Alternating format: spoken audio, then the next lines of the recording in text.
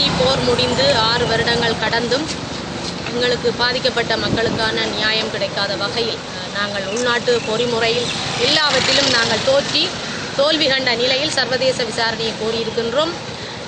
கடந்த வருடம் மேற்குலகங்கள் பாதிக்கப்பட்ட ஈழத்தமிழர்களின் சார்பில் அவர்களுக்கு நியாயம் கிடைக்க வேண்டும் என்ற எண்ணப்பாட்டை கொண்டிருந்தார்கள். இப்பொழுது இலங்கை அரசாங்கத்தின் ஆட்சி மாற்றத்தின் பின்னரான அவர்களுடைய நிலைப்பாடு மாற்றம் பெற்று உள்நாட்டு பொறிமுறையின் மூலம் தீர்வு காண்பதாக பேசிக்கொண்டிருக்கின்றார்கள். தேவை ஏற்படும் போது ஈழத்தமிழர்களுடைய பிரச்சனைகளை கையில் எடுத்துக்கொள்வதும் தேவை முடிந்த பின்னர் அதனை தூக்கி எறிவதுமாக இந்த மேற்குலக நாட்டின் போக்கை நாங்கள் வன்மையாக கண்டிக்கிறோம். இந்த வகையில் 1,50,000 மேற்பட்டவர்கள் இறந்திருக்கின்றார்கள், காணாமல் போயிருக்கின்றார்கள். எங்களுக்கு நியாயம் கிடைக்க வேண்டும் என்ற வகையில் சர்வதேச விசாரணையை வலியுறுத்தி நாங்கள் இந்த நடைபயணத்தை மேற்கொண்டிருக்கின்றோம்.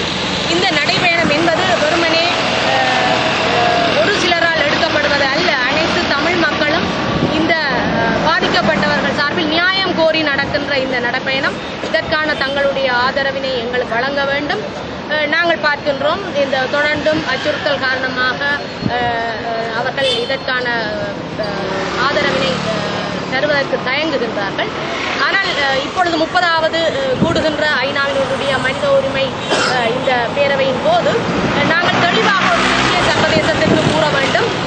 எங்களுக்கு இழைக்கப்பட்டது இன அழிப்பு என்பதும் சர்வதேச விசாரணை எங்களுக்கு தேவை என்பதையும் பாதிக்கப்பட்ட மக்களாக நாங்கள் கோருகின்றோம். எனவே இந்த நடைப்பயணம் மிகவும் வெற்றிகரமாக அமைய தமிழ் மக்களுடைய ஆதரவினை நாங்கள் கோருகிறோம்.